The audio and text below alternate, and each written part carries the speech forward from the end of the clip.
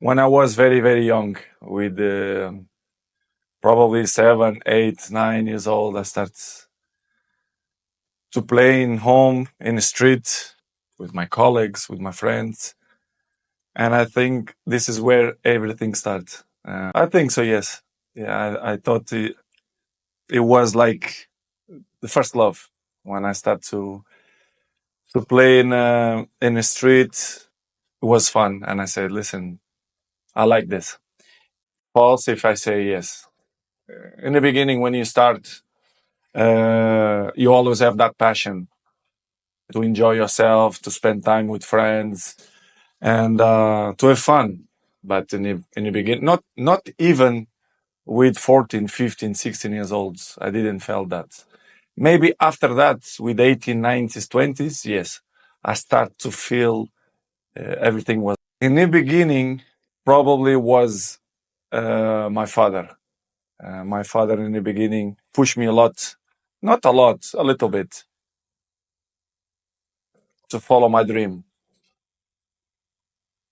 In the beginning, with 7, 8, yes, it was my father because he saw that I had some talent, and he kept push me to play not only in the street, but we had a local team in Madeira that they call Andorinha. To be honest, I think both have to work in the same time, because talent without work is nothing, and work without talent is nothing too. So I think the both mix up. And of course, I have two. I'm not will say that I have more one than the other one, because if you see my whole career for the last 20 years, my level was high, and this is, as you can know, it's really tough. Not only in a football, but in any area. If you are top for 20 years, is unbelievable. And I do that, and I continue to do that. For me, it's a big achievement, and my biggest motivation is to carry on, to still enjoy, to make people happy, to make my family happy. So for me, I have both talent and work ethic. Life is a box of surprises, and it's hard. It's not easy. To be in this level and still push and still motivate to carry on. To score goals, to be in a good shape, to compete with the young lions. They coming, and when they play against me, they want to show me that they are stronger than me and faster than me. You have to prepare very well, not in terms of physically, but mentally too. I think it's very hard, but in the same way, it's a challenge, because as you can see, if you treat good your body, you can maintain so many years, and this is the big challenge for me. And it's great. I feel proud for that, to have this age and still compete in a highest level. For me, it's great and give me motivation to carry on. Thanks. I repeat, sometimes it's hard. It's what many people say. You like to go to the gym every day? Of course, no. It's not true. Nobody like to go to the gym every day, but you have to do it. Probably yes, because your mental strength is coming from that moments, that in a hard moments, you should do it.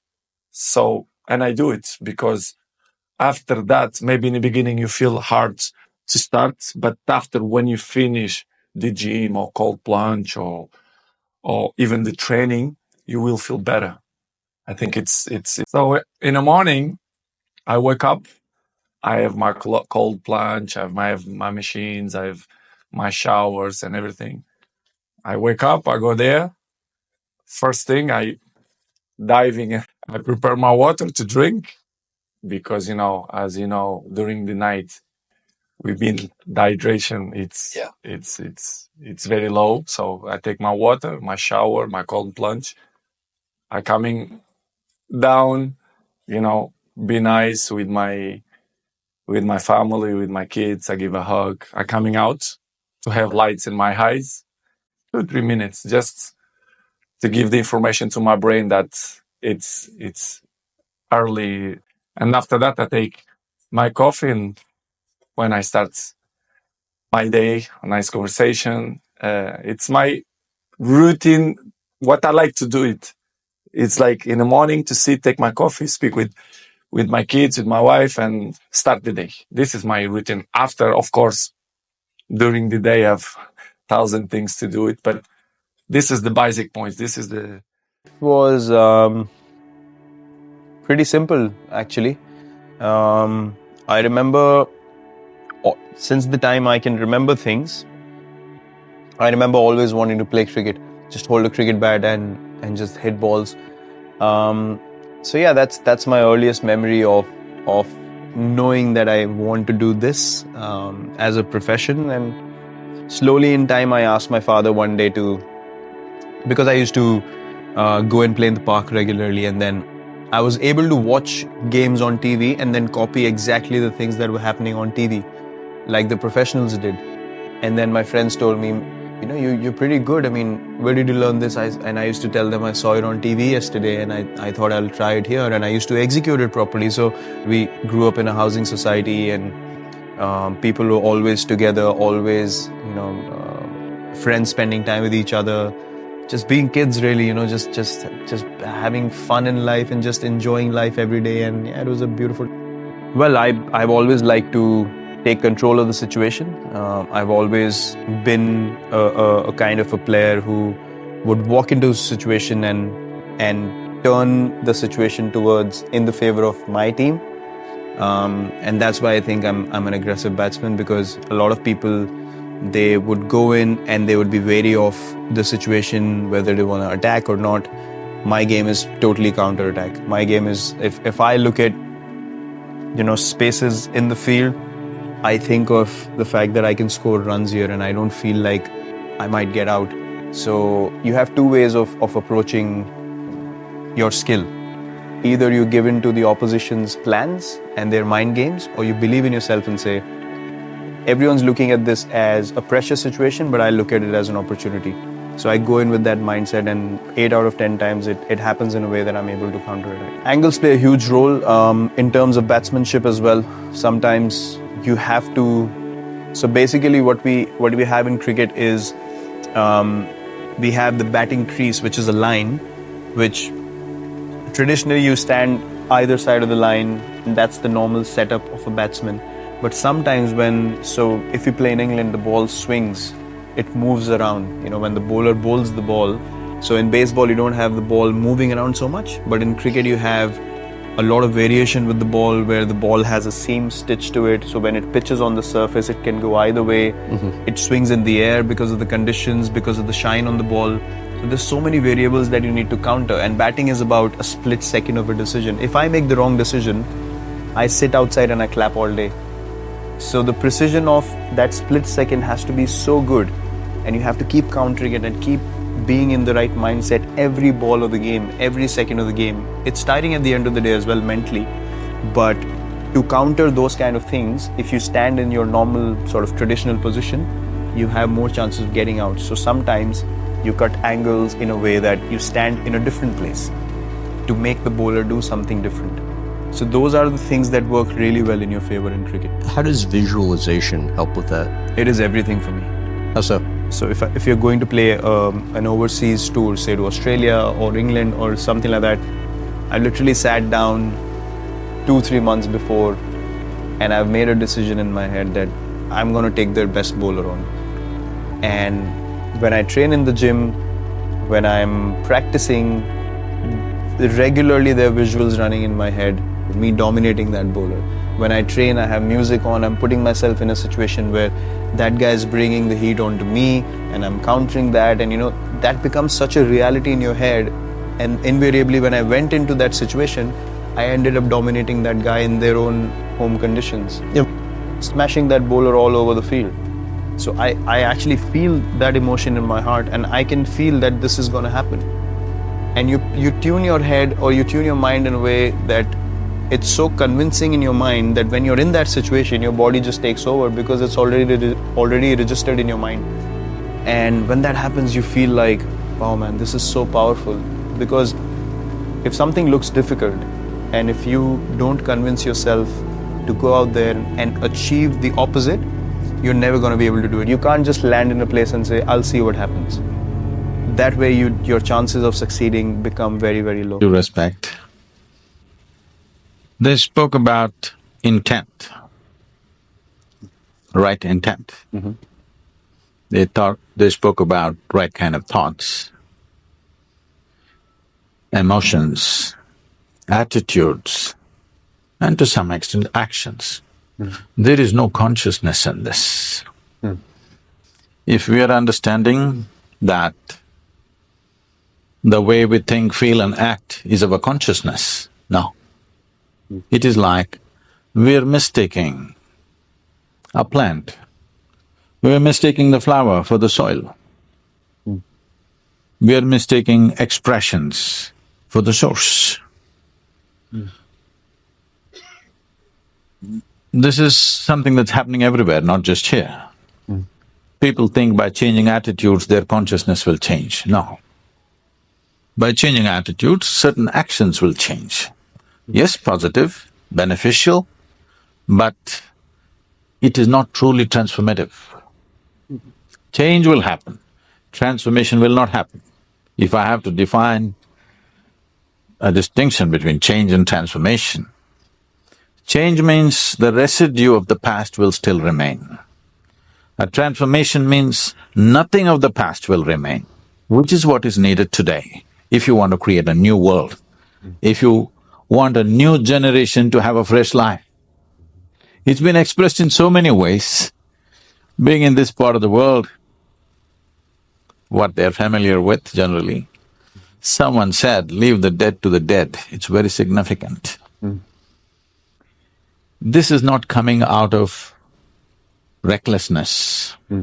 This is not coming out of unconcern, but this is coming with the concern that you must be a fresh life. You can learn many things from the past about how to conduct yourself, but there is nothing to learn from the past about how to be. Because you are a complete life by yourself. You don't have to learn how to be alive from the past. Maybe you have to learn how to be a good engineer. Maybe you have to learn how to be something else in the society from the past, but you don't have to learn how to be a life from the past, because past has nothing to do with this. This is a fresh life and this is a complete life. Consciousness is that dimension, which is the very source of who we are. Our intentions, our actions, our thoughts and our attitudes are a consequence of that. Or in other words, we are trying to fix the consequence without fixing the source. Now all these distinctions of variety of things that they said, gender discriminations, racial discriminations, every kind, okay? Somebody is a Hindu, somebody is a Muslim, somebody is a Googler. It becomes a religion after some time, believe me. Second generation, they will become a religion by themselves. Yes. I'm saying, you see a football match going on, it's like a religion, two different clubs. They're willing to fight and kill each other. Just a game. So, where does this come from? See, the nature of being human is this. If you give me 2 minutes. See, there are 4 dimensions of our mind. In modern societies, the nature of our education has constipated our mind in such a way because we are just largely using just one dimension, which we call as the intellect. The other dimensions of mind, if I have to use Indian terminology, it means buddhi, ahankara, manas and chitta. What buddhi means is the intellect. You do what you want. The nature of the intellect is to slice things open and see. If you leave the world in the hands of your intellect will chop it into a million pieces and will want to chop it into further micro pieces and want to chop it into further micro pieces depending upon how sharp your intellect is. The sharper your intellect, the more you dissect the world. You cannot stop it because that is the nature of the intellect and it's good. So you must apply intellect only to know the material aspects of life. You can't know life this way. Jay, if I want to know you, can I dissect you? No.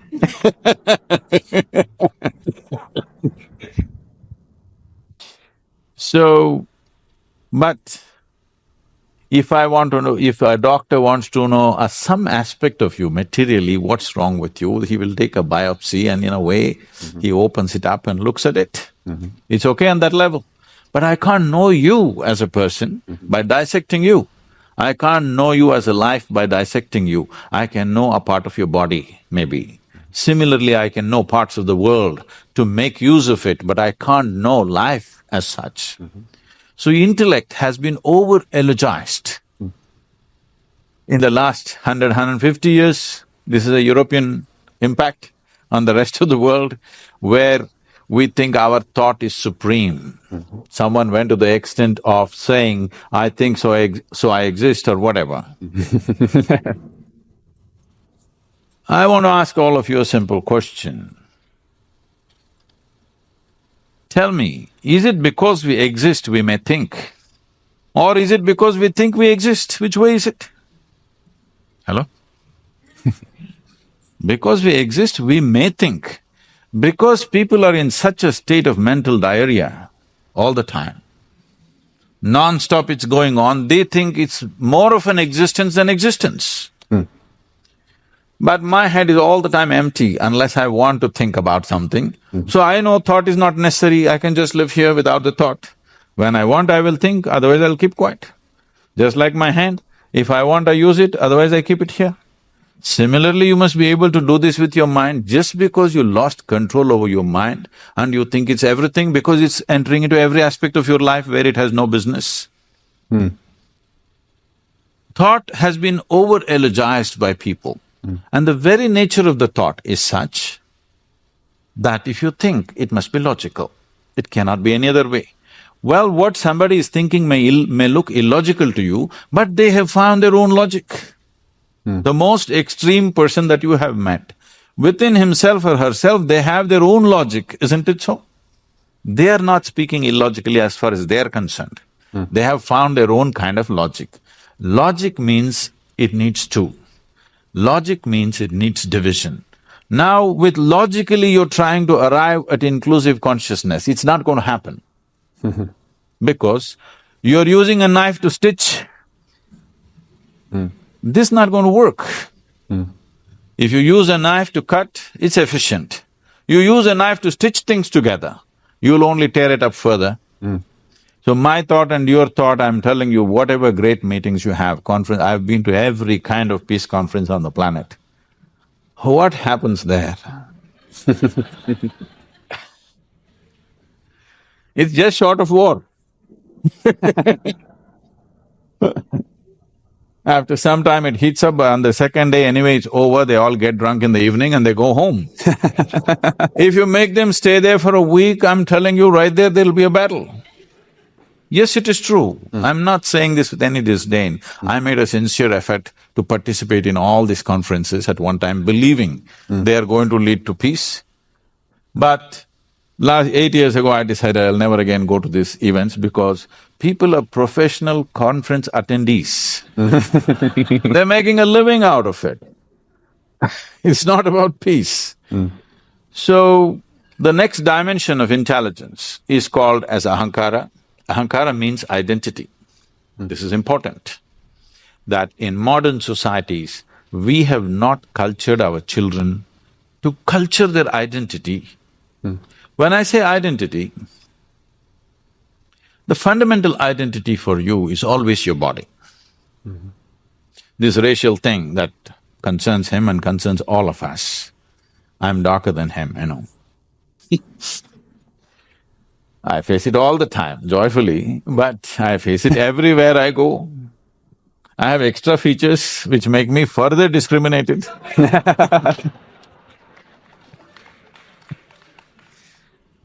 But our first identity is with the body.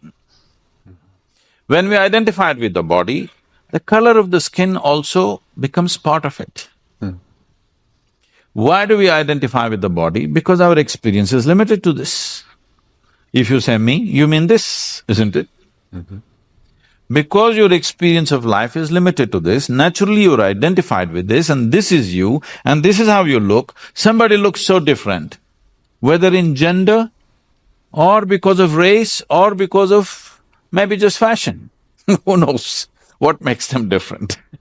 But suddenly, this is me, that's you, it's established. But we sit here in this hall, whatever the color of our skin, whatever our religion, whatever our gender, we are inhaling and exhaling the same air. But we have no issue. Body has no problem. But the identity has a problem. You're identified with something. We have not cultured our children right from an early age that your identity should be universal. This is something in India, traditionally, before you start education for a child, there's something called as Vidyarambham, where the first chant that they must do is that my identification with the entire cosmos. Without this, you should not give education to a child, that is the understanding. Because education is seen as an empowerment. You should not empower a person who has limited identifications. Because it doesn't matter whether it's of individual nature or of family or of community or race, religion, nation, it doesn't matter. Once you have limited identity, you will cause disharmony, you will cause cruel things, thinking you're doing the right thing. I know the debate, the source of… the debate always goes to ISIS and things like this. I want you to understand this. These people, looking at their actions, you may be sitting here, I know I'm getting into a minefield. Sitting here, all of us think these are horrible people. But you must understand this, they believe they are doing the greatest thing that a human being can do. They're working for God. There can be no better employer. Not Google, God. Who you've never prayed to. Huh? That's my problem. But I'm saying, you should have seen this, you know, I'm sure you guys can Google anything.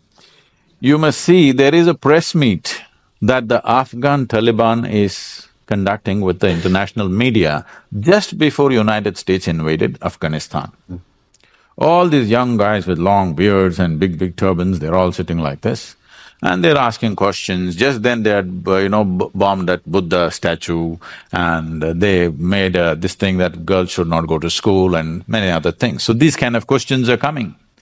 Whatever you ask them, they say, in our book, in our holy book, our prophet, our God said this, we're just doing that. I was just watching these guys, I had tears in my eyes. These are wonderful guys. These are guys who are willing to die for what they believe in. But they've been screwed up by the scriptures. Yes, these are wonderful people who are willing to die for what they think is right, all right? A man who's willing to die for what he thinks is right is a great man, but look at the consequence.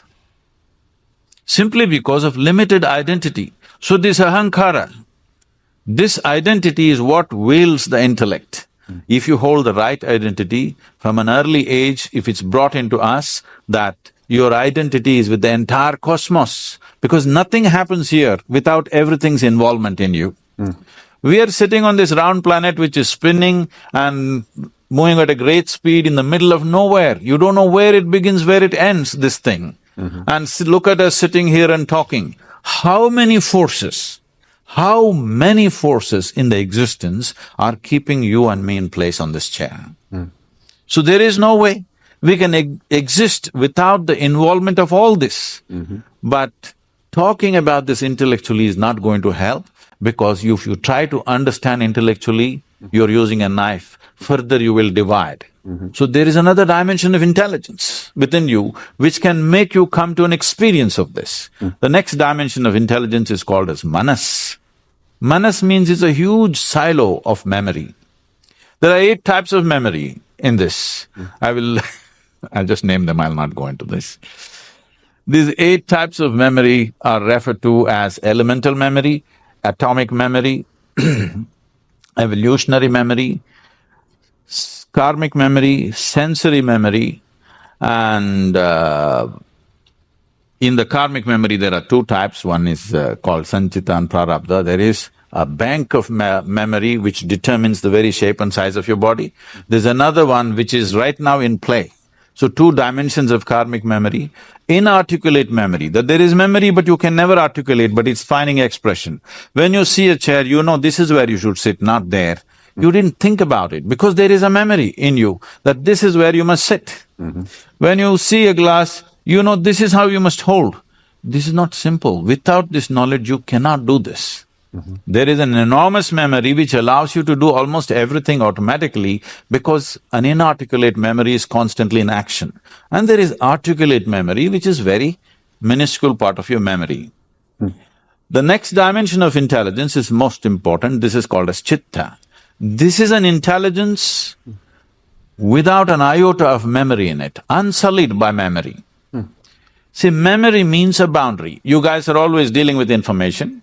Today you're in technology. I think memory does not mean what's here, memory means all over the place. Memory is a boundary. What I know is always a boundary. What I do not know is a limitless possibility, isn't it? We have misunderstood the power of ignorance. Our knowledge is always bound within boundaries. Our ignorance is boundless. So always in the yogic system, we identified with our ignorance, never with our knowledge. This is something we must do in a technology company, because that's where the possibility is. That is where the new terrain is, in your ignorance, not in your knowledge. So, chitta is unsullied by memory, it's just pure intelligence. Right now, if you eat an apple, it turns into a human being. You cannot do it with your brains. Even your brains were created by what you eat, isn't it? There is an intelligence here which is capable of transforming anything to this, because it is making use of the memory in the manas and making this happen. But the most important dimension of your intelligence is chitta. In today's education systems, in today's social conditions, there is no effort to dip into deeper dimensions of our intelligence. We're just too enamored with our own intellect and now using this knife to stitch everything. Well, you should know that even at Google, when we interview people, we have something called GCA that we look for, which is general cognitive ability. I suppose that would fall into that intellect dimension. Most of us weren't raised where we were told from an early age to identify with the cosmos. So is there any hope for us, or are we lost? See, identifying with the cosmos is just another thought. As a thought, it doesn't do much, it makes people little airy-brained and they'll start acting funny. You become new agey, I love the cosmos. It's very easy to love the cosmos because it's not here with you. You got to love somebody next to you, there's lots of problems. See, this wanting to set up boundaries, the instinct of wanting to set up boundaries is so deep. You see a dog peeing all over the place, not because he has some urinary problem. He's building a kingdom. It's a pea kingdom, but it's a kingdom, all right? He's building a kingdom. Every human being also doing the same thing, because there are 2 dimensions of your intelligence. One is designed to create self-preservation. One aspect of your intelligence is designed for self-preservation, which is your intellect. The chitta, that dimension of the intelligence is designed to make you expand. Once you have come as a human being, this is your issue fundamentally. Whoever you are, whatever you are right now in your life, you want to be something more. If that something more happens, you want to be something more. If that something more happens, you want to be something more. I'm sure you guys want to set up Google Maps for Mars. Yes, if that happens for the entire universe, if it's possible. Because this is the nature of being human. There is one dimension which always wants to expand, another dimension which always wants to build walls. You build a wall, you feel safe. After 2 days, you understand the walls of self-preservation are also the walls of self-imprisonment. You want to break it? You break it and you put a new wall there and you think this is great, this is freedom. After some time you feel that's not it and you want to expand it. These two dimensions are not opposing each other, they are not diametrically opposite to each other. They are complementary. There is only one thing about you which needs preservation, that's your physicality. This body must be preserved, because if you break it, you can't fix it. Everything else in you right now, suppose I take out all your thoughts, all your emotions, all your ideas, all your philosophies, all your belief systems and thrash them right here, break them into pieces. You can come up with fresh thoughts, fresh emotions, fresh belief systems, fresh philosophies, just like that. So all those must be every day put into the, what do you call them? The shredder. You must have a pulverizer, because shredder means they'll go again, pick it up and fix it.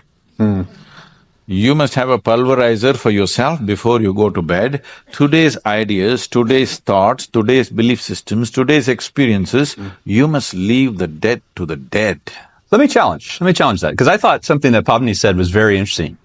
And she said almost the wound becomes the healer. Sometimes you hear the wounded become the healer. So you can take some of that. Can't you not transform some of those things that have been difficult and use that energy, use your intellect to do something for good? So the experience of life can cause two things. All this is nice when small things happen. When really major things happen to you, the wounds are so big for people, they don't heal in a lifetime, many of them, okay? So the choice is just this, the experience of life, whatever happens to us, you can either make it into your wound or into wisdom. You can either become wise or you can become wounded. If you become wise, you will become a solution. If you become wounded, you will also become one more problem. It's a choice we have.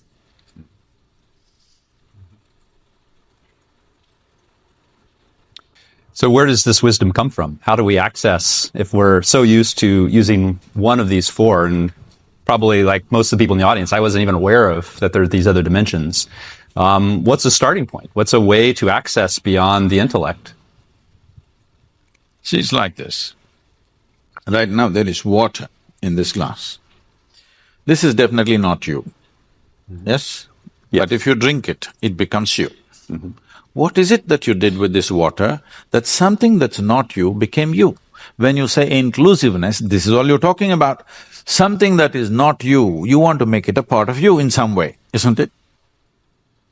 So this is right now not you, but if you drink it, it becomes you. So what is it that happened technically for you is just this. Right now, I'm asking you, you take your right hand, all of you, take your right hand and touch your left hand. Is that you? Hello? Touch the chair on which you're sitting.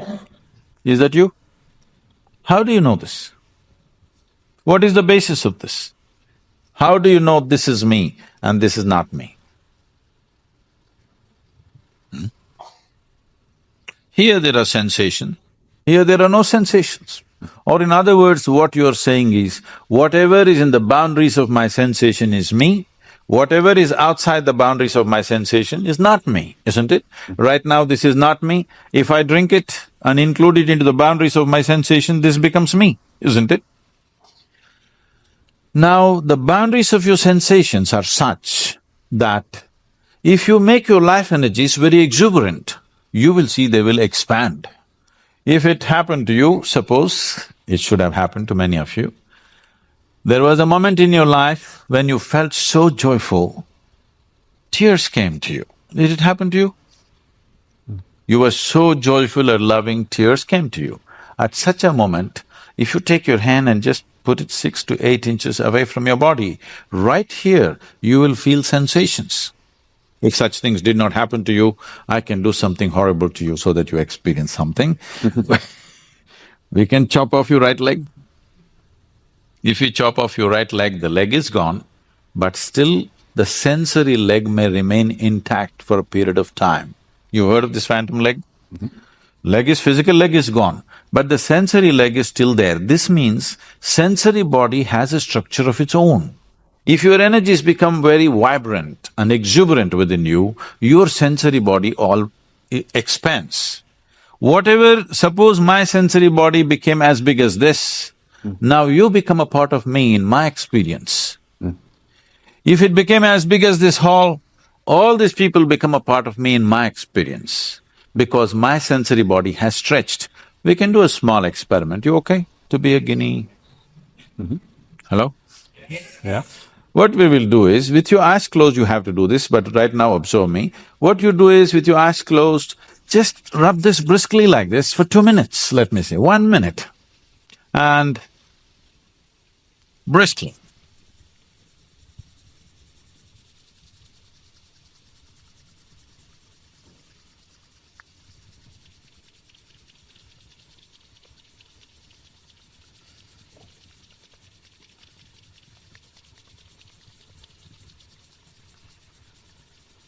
Okay, keep your eyes closed and just hold your palms 3 to 4 inches away from each other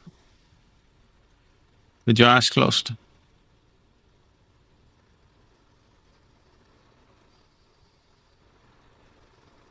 Something happening between your hands? Hello? Okay, please open your eyes. So just a little bit of rubbing, you didn't do it for a minute either, just 20 seconds. You rub it and suddenly something happening between these two hands, simply because of vigorous movement, the sensory body has expanded. You can feel something happening right here. You know why people are rubbing each other all the time? It's an effort. It's an effort to include someone who is not a part of you as yourself. If this happens, if this happens in a very basic physical level, we call this sexuality. If it happens emotionally, we call this love. If it happens mentally, it gets labeled as greed and ambition and conquest. If it happens on the level of your sensory body, we call this yoga. Now, yoga means union. Union does not mean you caused the union. Anyway, it is happening as one. You allowed yourself to experience it. That means the walls of self-preservation you loosened up a little bit, that's all. Why you want somebody close to you, why you want a loved one in your life is, somewhere you want to loosen the walls of self-preservation, where you don't have to worry about protecting yourself. Suddenly you feel one with them. And once you feel one with them, in some way you want to be in touch with them, because you're trying to loosen up your sensory body in such a way that you can experience that which is not a part of you as a part of yourself. Now, this need not limit it to be one person or anything like that. This need not be biologically connected. If you can sit here with your life energies at its peak of exuberance, you will experience the whole universe as yourself. Then we say you're a yogi.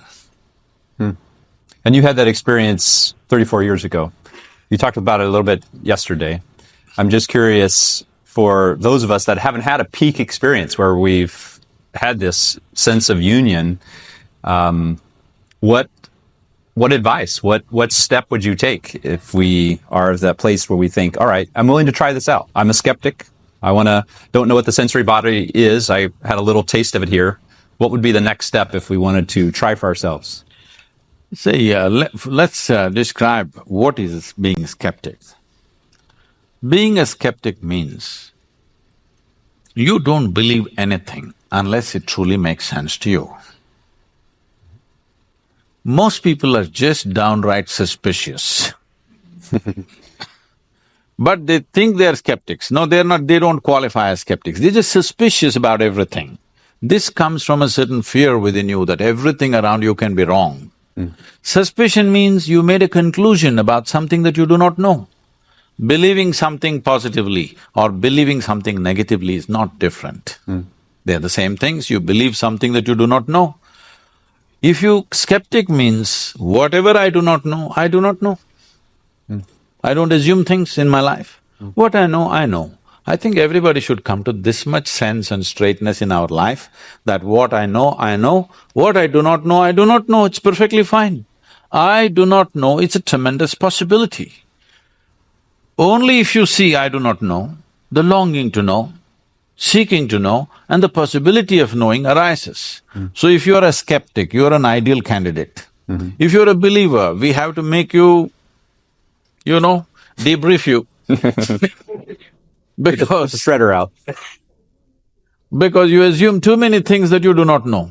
You know the geography of heaven, though you can't operate the local Google map. Well, good. Well, we'll be taking questions, so be thinking about the question you might want to have. I think, one more question I want to ask is, how do we've been talking about some things that are very big. I think they're promising, but yet think about the conversation we had earlier. And how do we tie these two things together? How do they relate in your mind? Those of you who are interested, because right now we must understand this. Your intellect needs data to function. Yes or no? Yes. Hello? Without data, your intellect is useless. It needs data, that's why you guys are in the business. Everybody knows everything in the universe right now not because they went there and saw it, because they Googled it up. Because intellect feels stupid without data. Now, the nature of the intellect is like this only, that it feeds upon the data. Where does the data come to you? What you see, what you hear, what you smell, what you taste, what you touch. In the very nature of things, these five sense organs, which are the main agents of gathering information for you, are all outward bound. You can see what's around you. You can't roll your eyeballs inward and scan yourself. You can hear this, so much activity here, you cannot hear this. If an ant crawls upon your hand, you can feel it. So much blood flowing, you cannot feel it. Because in the very nature of things, your sense organs are outward bound. You cannot use these to turn inward. There's another dimension of perception which needs to be activated. Why is it not active in me? Because the sense organs are instruments of survival. They come on when you're born, whatever kind you are. Anyway it comes on for a dog, pig, cat, elephant, for everybody. Similarly, it comes on for us. Whatever is needed for survival for any biological creature, it turns on at the time of birth because it's needed, otherwise you wouldn't survive. But anything beyond survival process, without striving, it would not have entered your life, isn't it? Anything that you know, from an alphabet to whatever else you know, I'm sorry, I'm not talking about your brand, I'm talking about the real alphabet. Anything that you know, from reading to writing to using a computer or singing a song or whatever, you know these things with certain striving. I want you to remember when you're 3, 4 years of age, that damn A, how complicated it was. As if it was not good enough, there were 2 versions of it which freaked the hell out of you. Today you can write with your eyes closed. But still, there are adults in the world who did not strive in that direction. Even today you ask them to write, they will struggle, yes or no? Without striving, anything beyond survival would not enter your life and will not enter your life. So turning inward is not a survival process. So there are 2 fundamental dimensions within you: instinct of self-preservation, longing to expand limitlessly. Both are true for a human being. This is essentially a human problem on the planet. No other creature wants to expand limitlessly. They're only thinking of survival. Their stomach full, life settled. For you, stomach empty, only 1 problem, stomach full, 100 problems. Yes, all your trouble begins after After stomach gets full, isn't it? Because this is longing to expand limitlessly. In the evolutionary process, we can say this. For every other creature, nature has drawn two lines within which they live and die. They're quite fine. But once you become human, there is only a bottom line, there is no top line. So what humanity is suffering and confused about is not their bondage, they're suffering their freedom. What do you do with them? Wow. All right. Well, I'm going to invite anyone. All these identities of religion, race, caste, creed, nationality is they're trying to set their own bondage. Because no bondage has been given to you by nature. You're trying to set your own bondage so that you feel secure somehow. And so that's part of the motivation that's driving all the attack. All these identities, being identified with the color of your skin, with whatever nonsense you believe in, and nationality, just a cloth, a flag. People will stand there and tears will come to them, isn't it? Just look at that. It really amazes me. And it's… on one level it's beautiful, on another level it's super ugly, that you get identified with all these kind of things. People can get identified with a symbol, with a word, with just about anything, all right? So you're trying to create some artificial boundary of your own. Once you create this boundary and you have another boundary, I have my boundary, when they meet, we clash.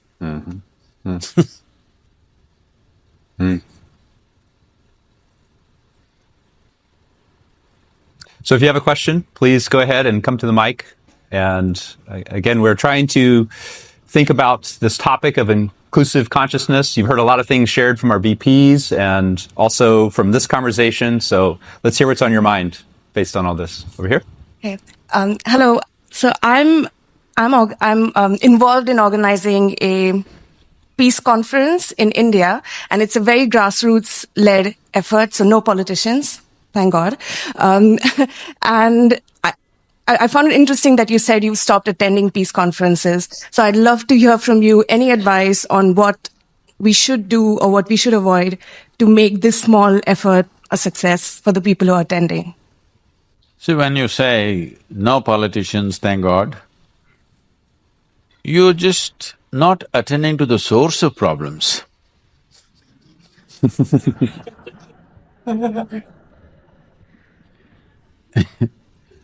Politicians are not another breed of people. A democratic society means tomorrow you may become the president of this nation. That's what it means. Yes?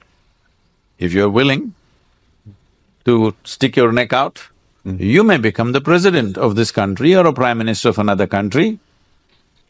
So politician did not drop from the sky, he is not some other creature. He's just like you and me, he stuck his neck out, which you and me are not willing to do. Let's admit this. It's not an easy thing.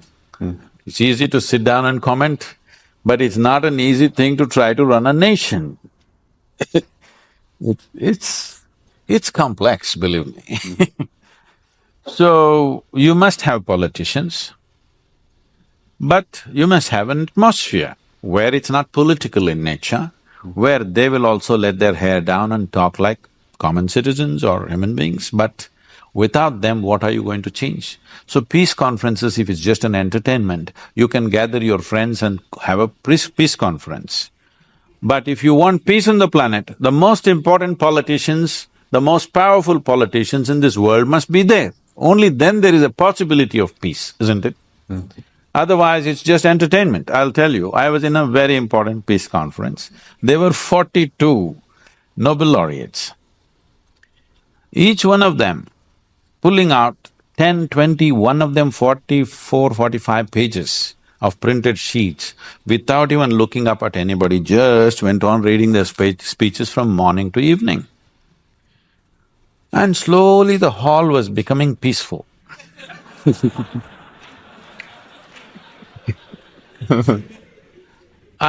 In one afternoon, the second day afternoon, I'm sitting right here in the front row and I look around, literally everybody has fallen asleep except the security man who's standing there and me, the idiot. who is sitting up there and believing there's going to be world peace because of this conference and sitting up there alert, listening to every word. Then I looked around, everybody's become very peaceful. They've been having late night parties and they're all very peaceful. Then when my turn to speak came, I said, see, I've heard so much peace since yesterday. I want to ask you, can all of you or any of you put your hand on your heart and say, you are genuinely peaceful in your life? They were straight enough. They said, no, we are not peaceful. I said, if you cannot make your mind peaceful, how the hell are you going to make the world peaceful? What's happening in the world is just a larger manifestation of the nonsense that's happening in our heads, isn't it? If you and me were truly peaceful human beings, do we have to worry about you and me fighting someday? Hello? Whatever the issues, we'll sit down and handle it, right? Because there is violence in us, now we have to have a boundary. Here there's a barricade. Just in case I get violent or you get violent.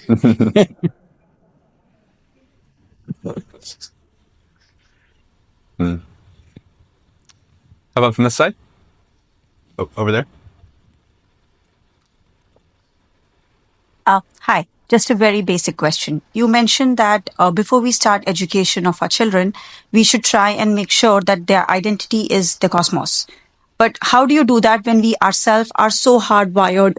I mean, how do we tell our children that their identity is more when my own thinking is so limited? When my own identity is so limited? How do I pass something like that to a child when I am not capable of doing that myself? Anyway, whatever you tell your children don't listen to you, you better If you have them on the way, I'm telling you, forewarning you, they don't listen to a damn thing that you say. But they observe you. They pick up things from the way you're behaving. If you don't show that in your life, your teachings will be hated after some time. Yes, see, this is most unfortunate. I just see this happening to so many people. When they have a child, these parents, they did everything possible to the child, they thought this is their life. Not just changing diapers, so many things, everything possible. They thought they're living for this person. As this person becomes bigger, and in their over-concern about how this child should be, trying to teach him the best things in the universe, which is not true in their lives, slowly you see by the time he becomes a teenager, he avoids them. If he wants to share something, if he wants to listen to some sense, he goes to his friends, never to his parents. Not everybody, I'm saying, largely it is happening. Because they don't make sense. They talk things that doesn't make sense. People keep asking me, Sadhguru, how did you become like this? What is the sadhana you did? You just played your life and you're like this. This is all I did. I strive to remain uneducated. It's not easy, believe me. From the day you're born, just everybody around you is trying to teach you something that did not work in their life. You can clearly see it's not worked in their life, because if it had worked, they should have been joyful and ecstatic. It's not worked, they've become long-faced, but they're teaching you all kinds of best things, love the universe. It's not going to work. You don't have to say a word. I will tell you. Is it okay? I can share something. Sure. I brought up my girl alone. At the age of 7, she lost her mother. So, one rule I put, she's been traveling with me since she's 4.5 years of age. Okay? I'm sorry, since she's 4.5 months, not years. 4.5, I sent her to school. With little infant, she traveled with me. And I made one rule wherever I went, always stayed with many families all over the country. I always told everybody, never teach her anything. No ABC, no 1, 2, 3, no rhyme, no nonsense. I don't want anybody to teach her anything. People thought, this is strange, what Sadhguru is doing. I said, just leave her. By the time she was 18 months, she was speaking 3 languages fluently because nobody messed with her. And she grew up joyfully, went to school, everything. At the age of 13, something she was disturbed at school and she came back home, and one day she said, "You're teaching everybody so many things, you're not telling me anything." I said, "Well, I don't do anything unsolicited." I've been waiting, it's all right, now you come. There's only one thing you need to know. I said, "Never look up to anybody." She looked at me, "What about you?" kind of thing in her face. I said, "Not even me. Never look up to anybody, never look down on anybody. That's all you have to do with life. Never look up to anything or anybody, never look down on anything or anybody. Suddenly, you will see life just the way it is. Right now, something is high, something is low, something is God, something is devil, something is virtue, something is sin. You divided the universe in a million different ways and then you're trying to fix it, it's not going to work. The instrument which broke the world into pieces is your intellect. With that you're trying to fix everything. It's not going to work. Now, this racism thing, it's disastrous that in 21st century, every day there's a shooting. I think this has been happening all the time, only now because of cell phones and Facebook, it's out there and everybody knows. I think it's been happening right through, all right? At one time it was happening legally, now it's been happening illegally. Now, this kind of things are happening because we are using our intellect to fix the problem. You're using a knife to stitch, this is not going to work. You just live that way. Whichever way you live, your children will grasp it and they'll make a sense out of that in their own way. And maybe they'll fall this way or that way because you are not the only influence upon them. You better know that you're going to be a mother, you must know this, you are not the only influence. There are all kinds of people and there's Google.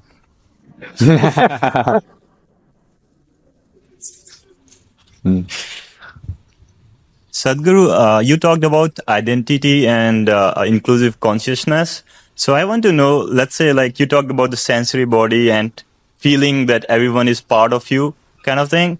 So where does the role of action comes in? So if I do something, do I identify myself with what I did? And let's say if I feel that you are or everyone is part of like me or the whole cosmos and you do something, is it you doing something, cosmos doing something, me doing something? Where does the action comes in picture? See, this is the beauty of our existence. In this existence, in this cosmos, we are not even a speck of dust, that small we are. But still, creation has given us an individuality, an individual nature, that we can experience these things. But countless number of people who lived on this planet before you and me came, where are they? They're all topsoil.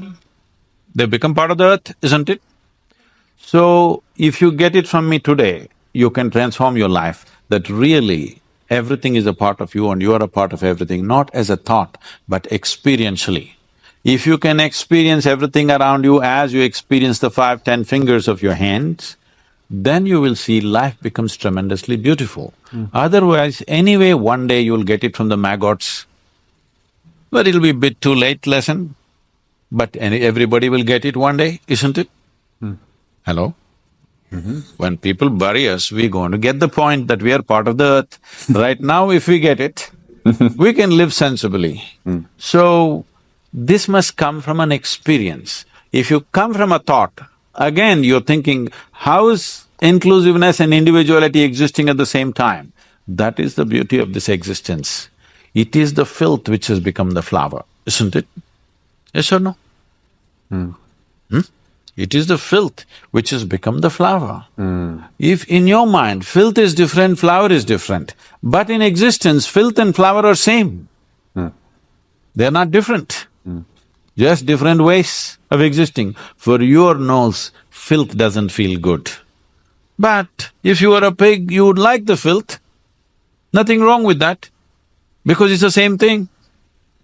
It's the same thing or no? Hello? It's the same thing, isn't it? It is just that in our mind, with our intellect, we are breaking everything. This breaking is only a psychological reality. This is not existentially true. See, we started a huge movement called Project Green Hands. I think something little bit was there in this. This happened like this. When I saw that entire southern India was turning into desert very rapidly, rivers were drying up, groundwater went from like 150 feet to almost 1500 feet, and palm trees, the crowns were falling off. We thought we must do something.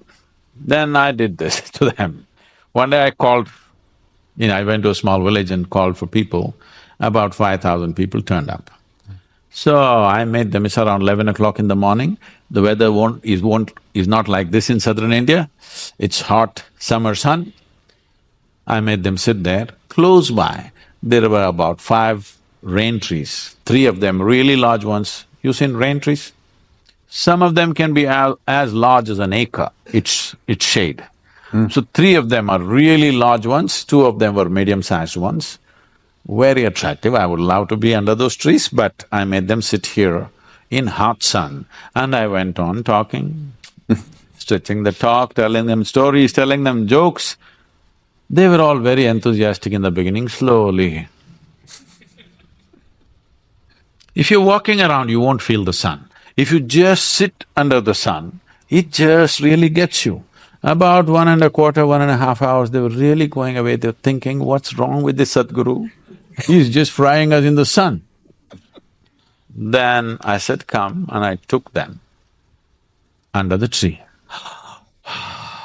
Everybody, suddenly you know what is a tree. Otherwise, you were thinking how to make furniture out of this. Now suddenly you know what's a tree. I made them sit down there and breathe. It's a certain spiritual process that I set up a process for them where I told them, what you exhale, trees are inhaling. What they exhale, you are inhaling. Once they experienced it, now you can't stop them from planting trees. They planted over 28 million trees, and you can't stop them. They changed the entire culture. But when, this happened to me about 9, 10 years ago, I went back to Mysore city, which I had not gone and done any work there, I had never spoken there, I avoided this because my family lives there. I wanted to be anonymous in that town, not recognized. But because of Google and stuff, I got recognized everywhere. So when I went there, they insisted I must do something, I called for a program. All kinds of people turned up. My kindergarten school friends, teachers, my college teachers, school teachers, everybody. When I spoke and all this happened, then my English teacher came up to me from school and she said, now I understand why you wouldn't let me teach Robert Frost. I said, ma'am, why would I not let you teach Frost? I like Frost. I have some poetry in his own voice. I said, I like Frost, why would I not let you teach? Don't you remember you didn't let me teach Frost? Then I remembered, one day she came up and we were always studying English poems and, English literature. Suddenly she introduced this American poet and said, this Robert Frost is a great guy, and she started off the poem. Woods are lovely, dark and deep. I said, stop. I said, a man who calls a tree a wood, I'm not going to have anything to do with this guy. She said, no, Robert Frost is a great… I don't care who the hell he is. He calls tree a wood. I'm not going to listen to that guy, I didn't let her teach. We chose Longfellow instead of Frost because I didn't let her teach Frost that year. So, I'm saying if you call a tree a wood, it's a commodity. This water, this earth that you walk upon, the people that you see, these are not commodities, this is life, isn't it? The air that you breathe, the water that you drink, the soil that you walk upon, the trees that you sit under, everything else in this world is life and life-making material for you. If you forget this, you will treat it as commodity. If you experience this, that this is actually what is making your life, then you will see the most fantastic thing about this universe is everything is one, but everything is separate at the same time. That's what gives us an experience. That's why I can sit here and talk to you, otherwise how to talk to you? Wonderful. Maybe one more question? Hi, Sadhguru. Thank you for coming. So, for me, one way to achieve inclusiveness is to see other people as ourselves. For example, right now, I know for sure that you exist within me because your voice happens within my head, your image. No. If voices are happening within your head, it means something else. So your image happens within me because it reflects through my eyes. You mean to say you have nightmares every day? Well, my point is, I see you within me. That's I know for sure. But I wonder whether you see me within you as well. And if you answer yes or no, then that may be a belief because how do I know it's true? See, there are two levels of reality here. There is a psychological reality and there's an existential reality. Existential reality is not your making. Psychological reality is entirely your making, but a large part of it is unconsciously made, so you believe it is real. Whatever is true in your psychological reality may have some social relevance, but has no existential relevance. Right now, if I say you're within me, you'll feel good. If I say I love you, you'll feel good. Maybe it's true for me, maybe it's true for you, but it's not floating around anywhere here, okay? It's just my emotion and your emotion. Yes, it is nice that our emotions are sweet, our thoughts are sweet, our actions are sweet, it's wonderful if it is so. But it has only psychological and social relevance. It has no existential relevance. If you want to know life, you have to step out of this bubble called psychological reality and step into existential reality. Then only you have a taste of life. Otherwise, you are just a bundle of thoughts, emotions, ideas, opinions, and now I'm there in the… in all that. So, what I would tell all of you is, instead of thinking about it, instead of analyzing it, an experiential dimension has to happen. If you're willing to dedicate 28 to 30 hours of focused time, we will give you tools with which you can make this happen for yourself. This is not some empty talk, this has happened to millions of people. This has worked. And I must tell you, first 21 years of my work, as a rule, I never appeared in the media. Of course, I didn't have a website. Never put up one poster or banner or even a brochure. Only by word of mouth, millions of people came. Obviously, it must have worked for them to bring their family and friends. And now I'm not promising any miracle. I'm not taking you to heaven. I'm telling you the source of all your problems is you, not somebody else. I'm saying it's hard talk. It is not some miraculous promise of going to heaven, some la-la land is there and everything will be fine for you. No. In spite of that, people came because they saw the transformation within themselves and people around them had to come. There was no other way. So I'm saying this is a technology of well-being. We are handling our external well-being in a scientific way through many means of technology.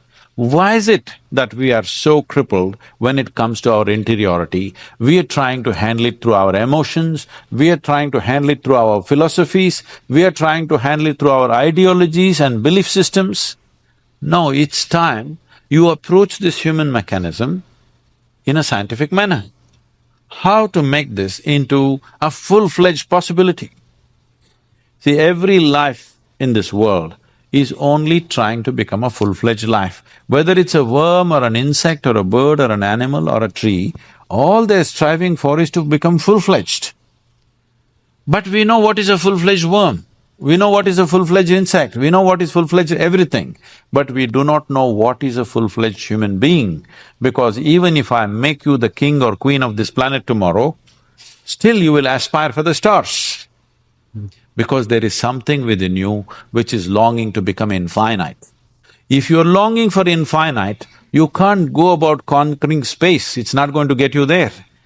The finiteness to you has come to you only because your identification with your physicality, because the nature of physicality is a defined boundary. Without a defined boundary, there is no physical nature. But is it true that this physical body you slowly accumulated? Is it true? Or were you born like this? You accumulated this? What you accumulate can be yours. It can never ever be you. Or in other words, you're living your life without experiencing the life that you are even for a moment. Your entire involvement is with your physiology and psychology. Each time it changes that you experience the life that you are. This life that you are doesn't come with boundaries. It's only the body. It is boundaries and you must stick to the boundaries. It's very important, don't expand it too much. Thank you very much. Thank you so much, Sadhguru. Thank you, Steve, for that introduction. And a special thanks to the 42% of you who actually applauded. I'm really excited to be here tonight with the only group of Americans with a lower approval rating than I have.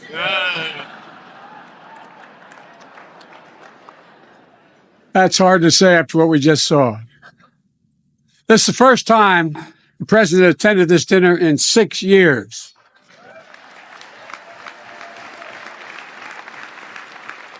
It's understandable. We had a horrible plague, followed by 2 years of COVID.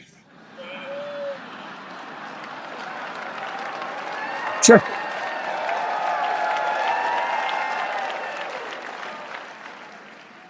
Just imagine if my predecessor came to this dinner this year.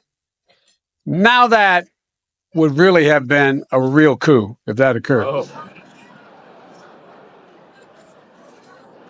little tough, huh? But I'm honored to be here at such an event with so much history. It was already referenced. The very first president to attend the White House Correspondents' Dinner was Calvin Coolidge in 1924. I'd just been elected to the United States Senate. I remember telling him, Cal, just be yourself. Get up there, speak from the heart. You're going to be great, kid. You're going to do it well. Of course, Jill is with me tonight. Jilly, how are you, kid? I think she's doing an incredible job as First Lady. The First Lady to continue working full-time as she does as a professor. She doesn't pay much attention to the polls. Though she did say the other day, instead of introducing myself as Jill Biden's husband, maybe I should introduce myself as her roommate. I've attended this dinner many times, but this is my first time as president. The organizers had it hard, made it pretty hard for me tonight. Although the good news is, if all goes well, I have a real shot at replacing James Corden. It was great having him over to the White House the other day, just as he announced he's leaving the show. Great performers going out on top after 8 years in the job. Sounds just about right to me. And it's tough to follow pros like James and Billy Eichner. Billy, where are you again? Where is he? Well, Billy, you're famous for your interviewing skills. Billy, you should know what you're doing, pal. You know it well. And I think you should hope meets the press. Maybe they start to watch it again. I've never had to open. I'll never be invited to meet the press again. Anyway, never have to open before Trevor Noah. Trevor's great. When I was elected, he did a show and he called me America's new dad. Let me tell you something, pal. I'm flattered anybody would call me a new anything. You're my guy. And folks, it's been a tough few years for the country. There's one reason why it's great to be here again.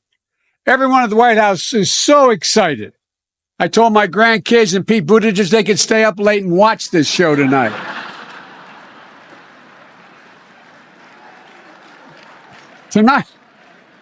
Tonight, we come here to answer a very important question in everybody's mind. Why in hell are we still doing this?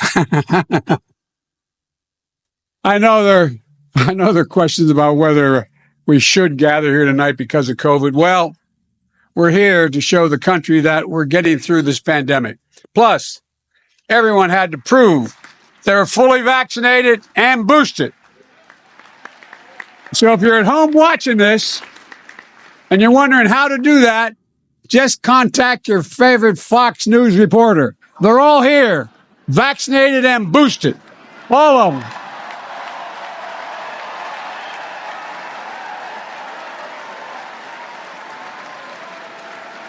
And look, Fox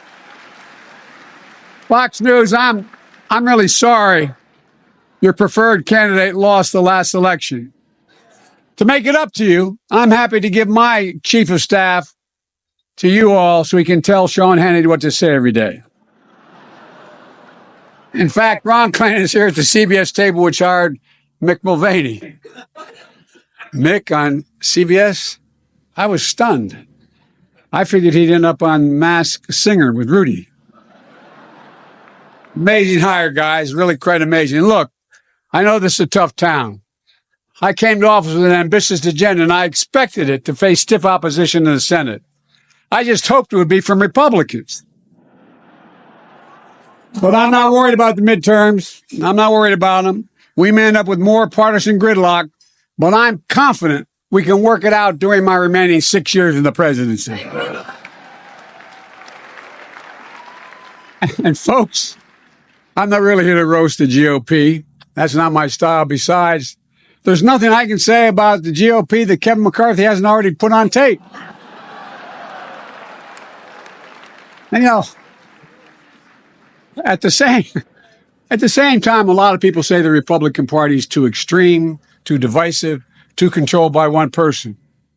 They say that's not your father's Republican Party. Ronald Reagan said, Mr. Gorbachev, tear this wall down. Today's Republicans say, tear down Mickey Mouse's house. And pretty soon they'll be storming Cinderella's castle, you can be sure of it.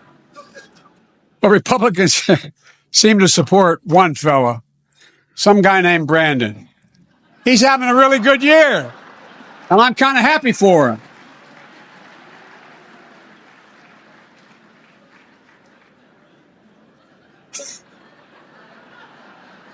Let me conclude with a serious word.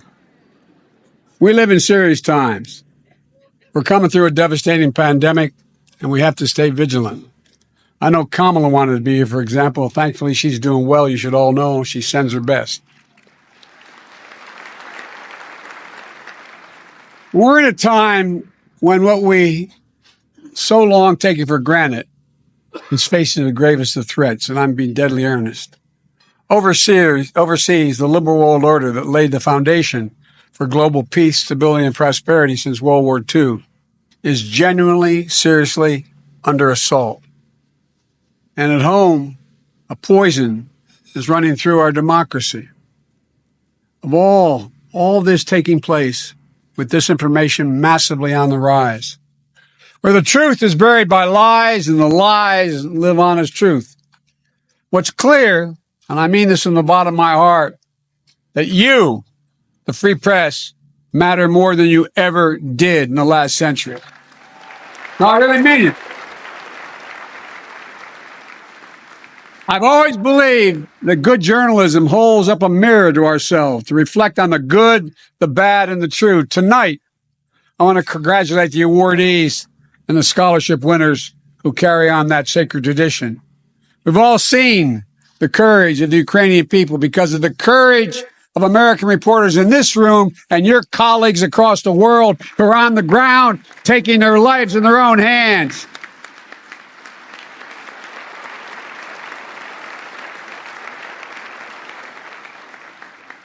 And although it's not Ukraine, it's Russia, Mom, I'd like to meet you and Dad to talk about your son. We just saw a heartbreaking video. 9 have been killed, reporting from Kyiv.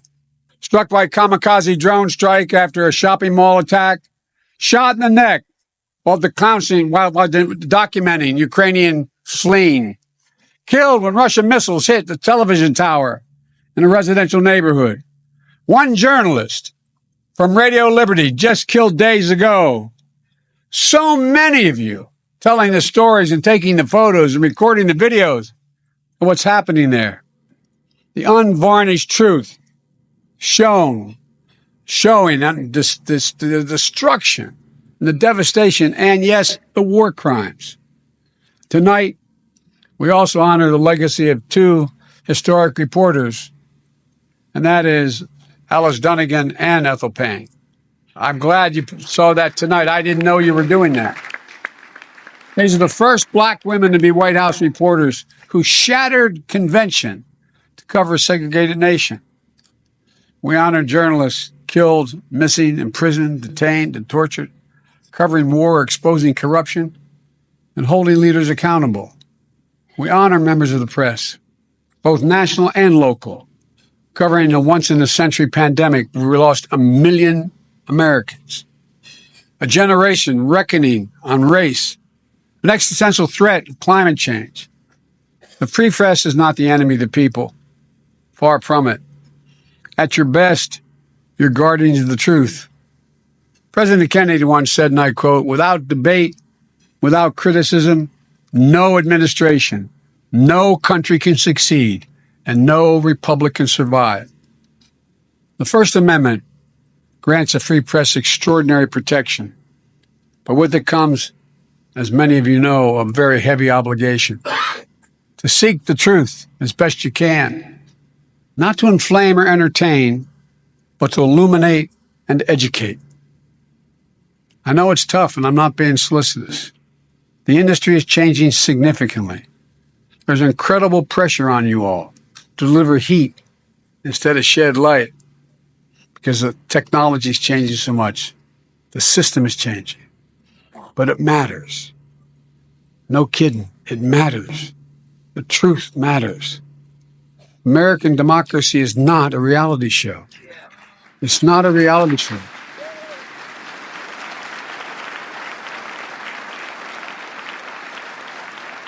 It's reality itself.